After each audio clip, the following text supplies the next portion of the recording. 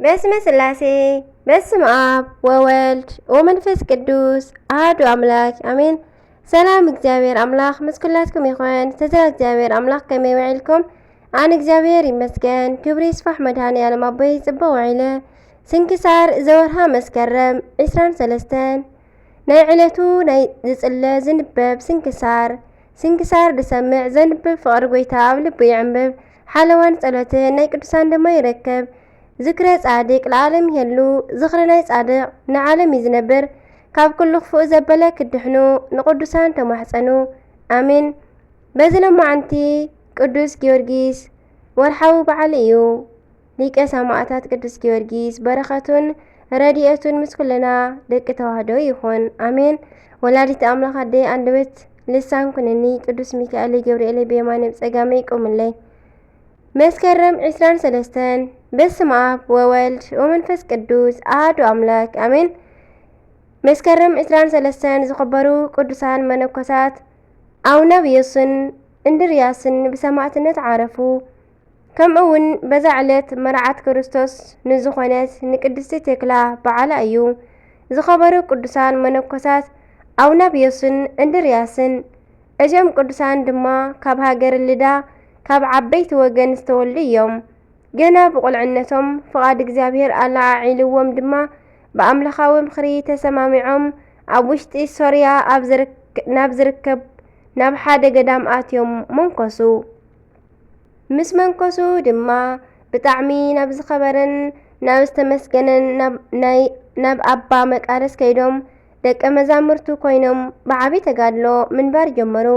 ንኣባ መቃርስ እናኣገልገልዎምን ምኽሩ እናሰምዑን ብጾምን ብጸሎትን ብገድሊ ተጸሚዶም ክነብሩ ከለዉ ዝንኦም ኣብ ኩሉ ስለ ዝተሰምዐ ንአውናብዮስ መሪጾም ኤጲስቆጶስ ንእንድርያስ ድማ ቅሽና ሸመዎም።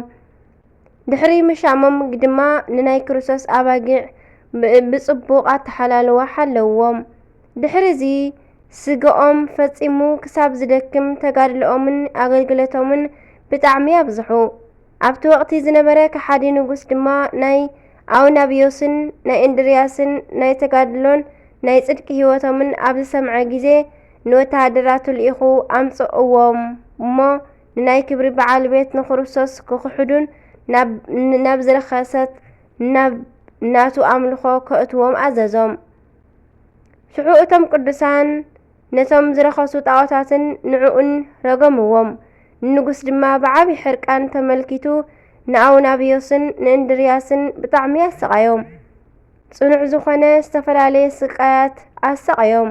ከምኡውን ንኣካላቶም ኣብ ዝተፈላለየ ቦታ ፈላልዩ ብምቑራጽ ብጣዕሚ ኣሰቃዮም።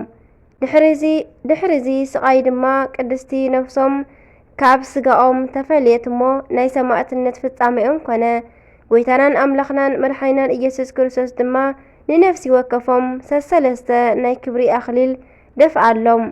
እቲ ሓደ ብገድሊ ስለ ምጽማዶም ስለ ምንኩስንኦም፣ እቲ ሓደ ከዓ ስለ ክህነቶም ኣገልግሎቶም ክኸውን ከሎ፣ እቲ ሳልሳይ ድማ ንደሞም ስለ ቅዱስ ስሙ ኢሎም ስለ ምፍሳሶም እዩ። ናይዞም ሰማዕታት ረድኤት በረኸቶም ይሕደረና፣ ብጸሎቶም ይምሓረና አሜን። ቅድስቲ ቴክላ ሃዋርያዊት። ኣዴና ቅድስቲ ቴክላ ኣብ ኒቆምድያ ተወሊዳ ዝዓበየት ካብ ናይ ኣህዛባዊ እምነት ናብ ክርስትናዊ ብሃዋርያ ቅዱስ ጳውሎስ ምኽንያት ዝመጸት ኣደ እያ። ንሳ ክርስትና ካብ ልቢ ዝደልያ ኣዋልድ መራሒትን ዓብይት ቤተ ትምህርትን እያ። ወንጌል ካብ ሃዋርያ ጳውሎስ ክትመሃር ከላ እቲ ምስጢር ስለ ዝምስጣ ሓደ መዓልቲ ንሰለስተ መዓልቲ ምግቢ ኣይትጥዕምን ነበረት። ብጣዕሚ ምልክዕቲ ጎርዞን ጓል ሃብታምን እኳ እንተኾነት ስለ ክርስቶስ ግን ኩሉ ንምንዓቕን መስቀሉ ንምሽካምን ኣይተሸገረትን። ካብ ኒቆምድያ ስጋብ አንጾኪያ ወንጌል ሰቢኻ እያ። ንወለዳ ወሲኽካ ንብዙሓት ነፍሳት ኣድሒና እያ። ከምኡውን ብዙሕ መከራ ተቐቢላ በዛ መዓልቲ እዚኣ ዓረፈት። ቤተ ክርስቲያን ሃዋርያዊት ኢላ እያ ተኽብራ እሞ ኣርኪኣ ድማ ከምዚ ይብል ሰላም እብል ለሃዋርያዊት ቴክላ እግዚአብሔር ዘአሃየላ እያቆሰልዋ አናብስ ወእሳት እንተሆን እያህለላ እስመ አምነት ትምህርተ ጽድቅ ከመ ጳውሎስ ይቤላ እስከ ሃድገት አበዊሃ ወገደፈት ብእላ ይብላ። በረኸታ ይሕደረና ብጸሎታን ብተጋድሎአን ድማ መድኃኔ ዓለም ይምሓረና አሜን።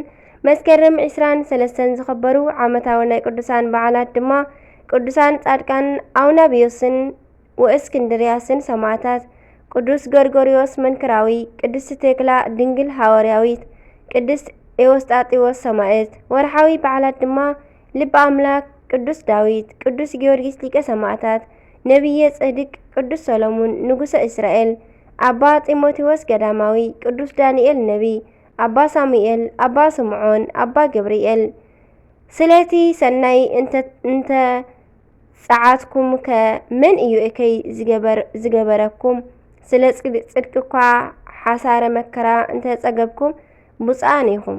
ካብ ፍርሓቶም ኣይትፍርሑ ኣይትሰንብዱውን። ጎይታና ክርስቶስ ብልብኹም ቀድስዎ እምበር ብዛዕባ እታ ኣባኻትኩም ዘላ ተስፋ ምኽንያታ ንዝሓተኹም ዘበለስ ምላሽ ምሃብ ኩሉ ሳዕ እተዳለኹም ኩኑ።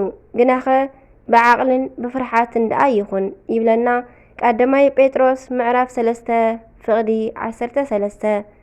አሜን። ስንክሳር ድሰምዕ ዘንብብ ፍቕሪ ጎይታ ኣብ ልቡ ይዕንብብ። ሓለዋን ጸሎትን ናይ ቅዱሳን ድማ ይረክብ። ዝክረ ጻድቅ ለዓለም የሉ ዝኽሪ ናይ ጻድቕ ንዓለም እዩ ዝነብር። አሜን። ዘውደቕክዎ ዘንጠብክዎ ብኣፈ ቅዱሳን ትጓል መላእክቲ ተኣረመለይ ካብ ኣናበባ ካብ ዜማ አሜኑ አሜን ወለኩሎም መላእክተ ሰማይ አሜን። አቡነ ዘበሰማያት ይትቀደስ ስምከ ትምጻእ መንግሥትከ ወይኩን ፈቃድከ በከመ በሰማይ ከማሁ በምድር ሲሳየነ ዘለለ ዕለትነ ሀበኒዮም ሄድግ ለነ አበሳነ ወጀጋየነ ከመ ንሕነኒ ንህድግ ለዘአበሰ ለነ ኢታብአነ እግዚኦ ውስተ መንሱት አላ አድኅነነ ወባልሐነ እምኩሉ እኩይ እስመ ዚአከ ይእቲ መንግሥት ኃይል ወስብሐት ለዓለም ወለዓለም አሜን።